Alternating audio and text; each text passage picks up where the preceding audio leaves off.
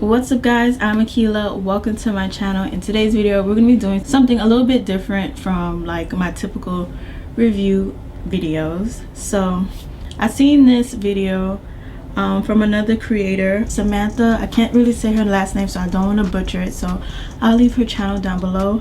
I'm not sure if she's the one who created this video, but I do want to give credit to where I first saw it. So I'm going to be doing my makeup and reading some of the negative reviews on some of my favorite products that I pick up from Sephora. So if you'd like to see some of my favorite products and how they were rated on Sephora, please keep on watching.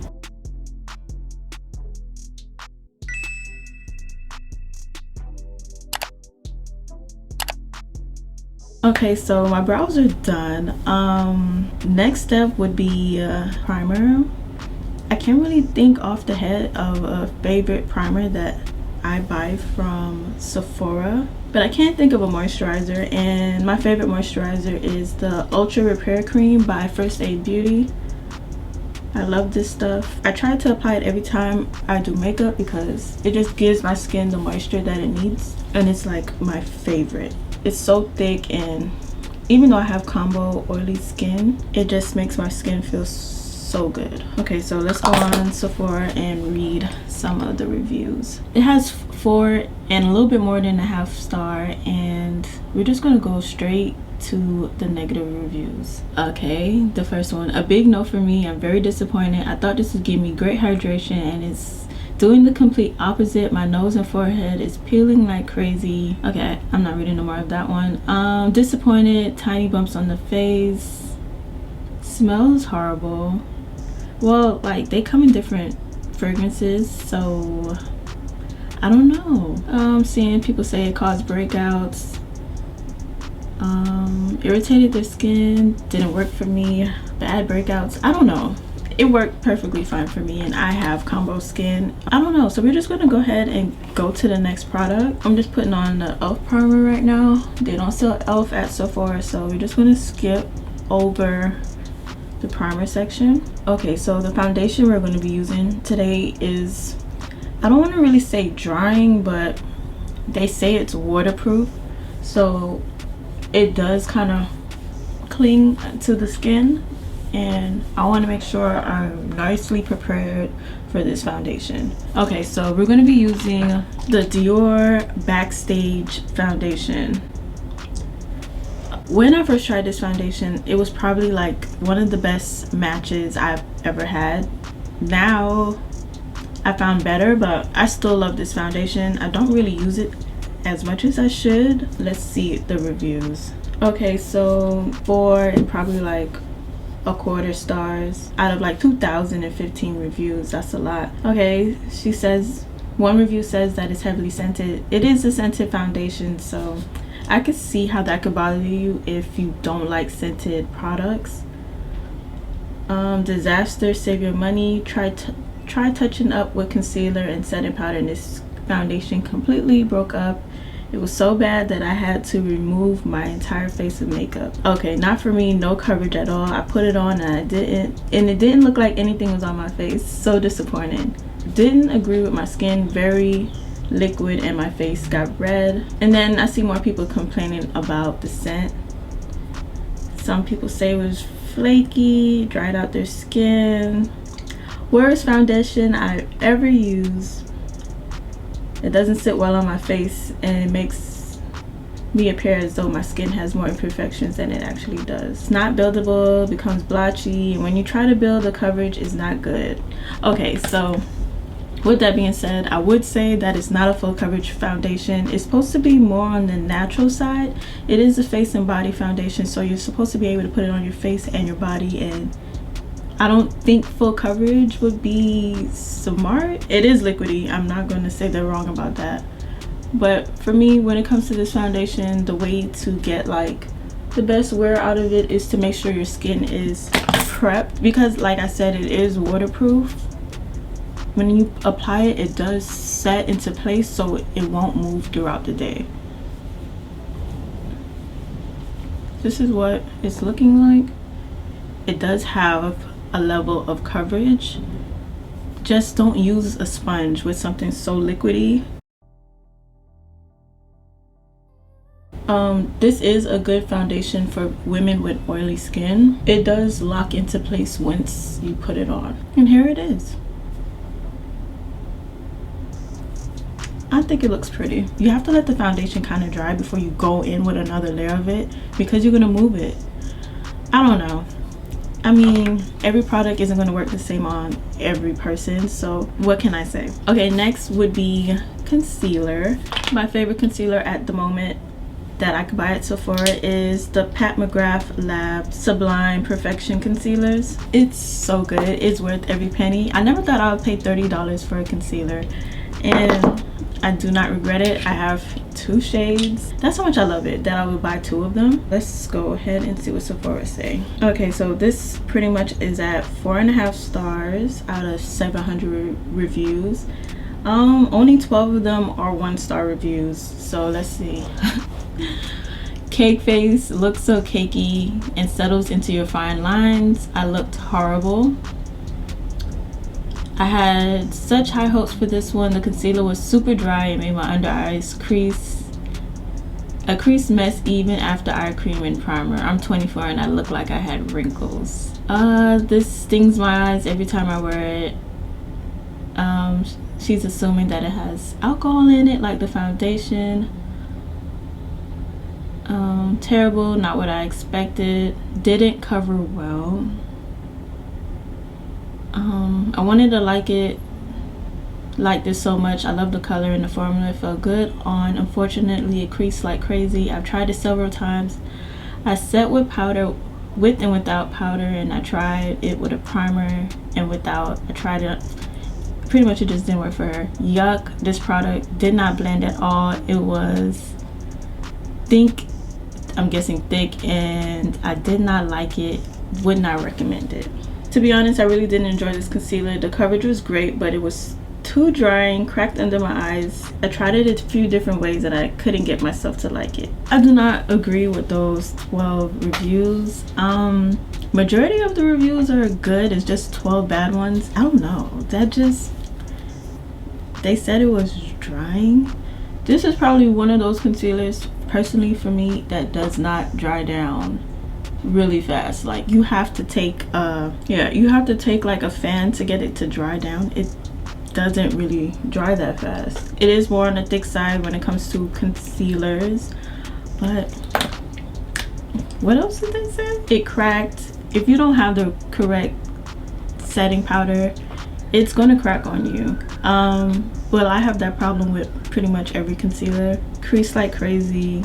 Not for dry skin. I feel like it's very creamy, to be honest. It patched up and it creased. Yeah, I didn't have that experience, and 497 people didn't have that experience as well. And I know so many people who tried it who really love it, so I don't know. And I typically blend this out with my Juno Sponge. Sometimes I use a brush, but it just depends on my mood. It looks good either way. While I'm trying to let this concealer set, we could go ahead and move on to contour. I couldn't really think of a contour product outside of like using the concealers, but I'm really enjoying the Fenty matchsticks right now, and that has more than 4 stars. Okay, it's 4.2 stars. Why didn't I see that before? Don't waste your money on this. I purchased this because I was looking for something to contour with that wouldn't be too heavy or too pigmented. I don't understand how it is so highly rated when it's awful. This did not blend well, completely disappears and removes my foundation underneath. I've tried using it with different foundations and with my tinted SPF, also with brush and beauty blender. Nothing works. Not for everyone. This product is hard to put on the skin. Once it warms up, it's obviously easier, but the problem I had was every time I put powder over it, it was so blotchy and just wasn't cute. If you have dry skin, it's not a vibe. Return, not soft and hard to blend for contour. It depends also on the color stick. Some colors are more blendable. This is a fail for me. At first it gives my skin a grayish hue. When I build it up, it looks like dirt on my face. And then she also says that it's dry. Made my skin look gray. Creases, cakes, dries your skin. Before I bought these matchsticks. I heard plenty of bad reviews. The complaint I heard the most was that it was dry. I don't know. I guess it depends on how you prep your skin, because I never experienced this being dry on my skin. Well, it's giving me more of a tug right now, and it's definitely because of the foundation. Like I told you guys before, it does dry down and set, and it doesn't really like to move, so I can see that. But usually I go into my skin with a lot of moisturizer, or when I'm using it, I'm using more of a hydrating foundation, so I don't get that drying effect. I think whoever's using it needs to probably warm it up on their skin and then go into it with a brush maybe, and then try to apply it if applying it directly to your skin is giving you problems. Yeah, I like it. I can't complain. I have the highlight and contour stick and one that's closer to my skin color. They're very versatile. Like, you could do so many things with them. I think they definitely work better on a more hydrating formula of foundation.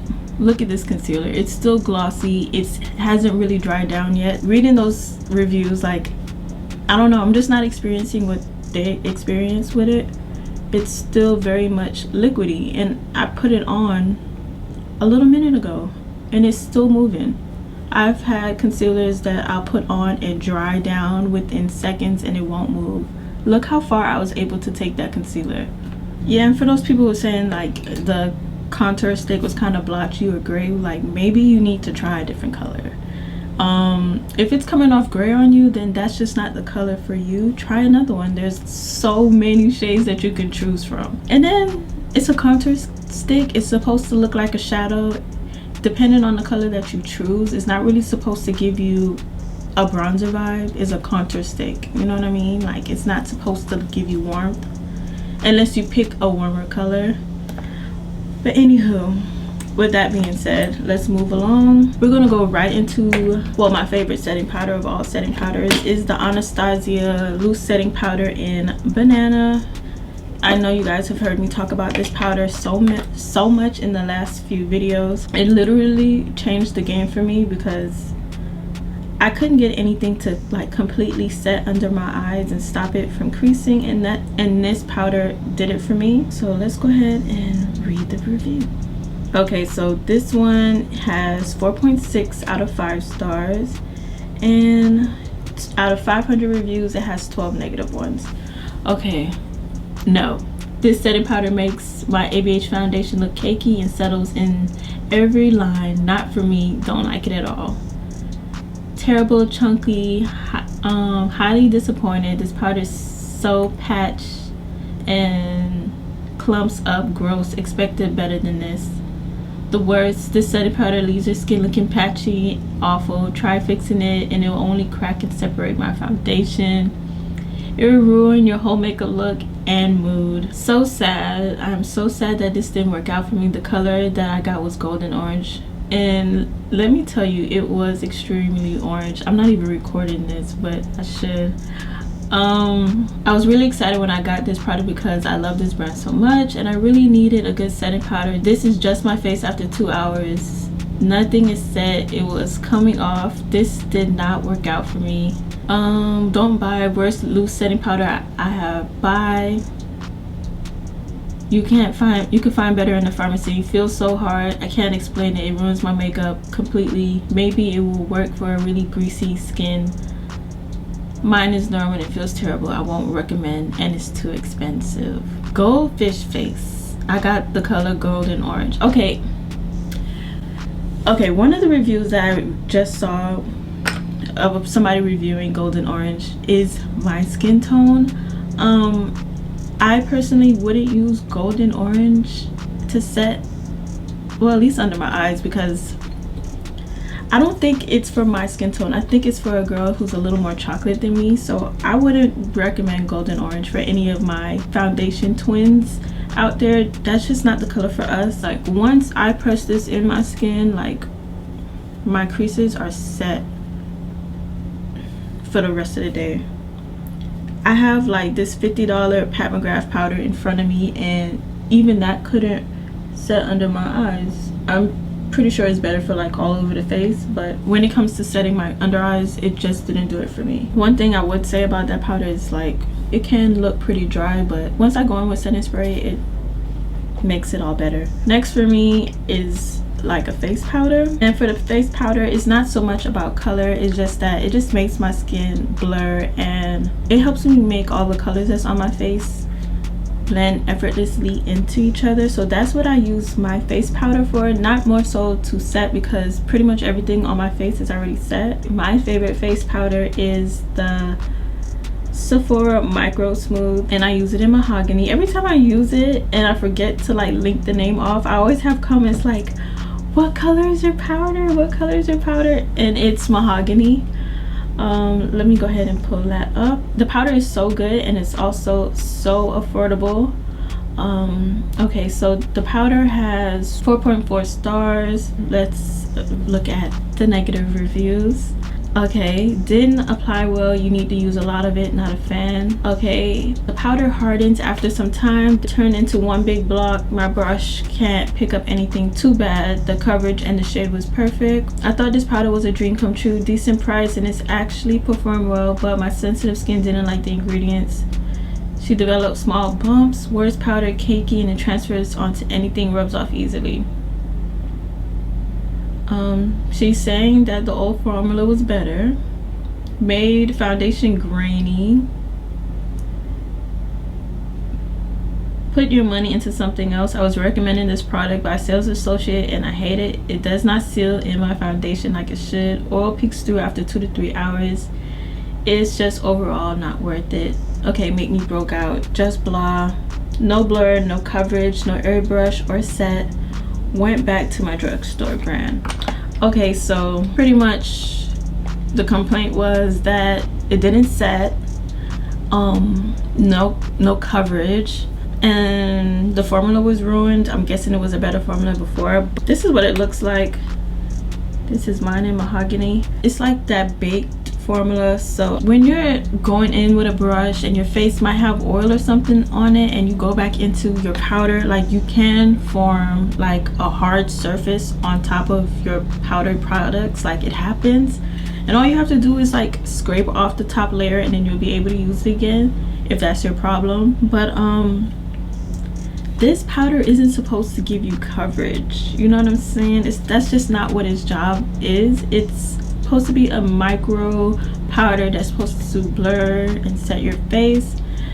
With that being said, it's not a heavy duty powder, so if you have oily skin, this isn't going to stop you from being oily, at least not in my opinion. I mostly enjoy it for its blurring properties and like just being able to help me buff everything into one. That's what I like it for. It's just like an all over powder that I really like. And then the color as well, like if I have a foundation that might be a little bit too light for me, if I go over with this has enough coverage to help balance out the foundation for me. So I just go in and buff and just tap it into my skin. Like it even tones down if I go too heavy with the bake or my concealer is too bright. It's really nice. If you've tried the MAC mineralized skin finish, I think it's comparable. I used to use that one as well. So yeah, that's that looks so good. I don't really have a favorite blush besides the Fenty, the new Fenty stuff, and I just got that, so I don't know if I could count it as like one of my faves of all faves, because I think that's the only blush that I have from Sephora. So like we're gonna go ahead and go into eyes, and then I'll pick a blush color after. I think I'll be pretty fake to not pick this palette for my favorite palette, and that's the ABH and Jackie Aina palette. This is definitely my favorite palette that I could pick up at Sephora. I like this one and the Artist Couture Supreme Nudes. This is also nice as well. Okay, we're gonna start off with Ginger. This isn't really like supposed to be like a makeup tutorial, so I'm not gonna really focus on makeup application. I just want to get into the look and read the reviews. Okay, so let's see. Wow, I don't think I see it on here. Maybe it's sold out.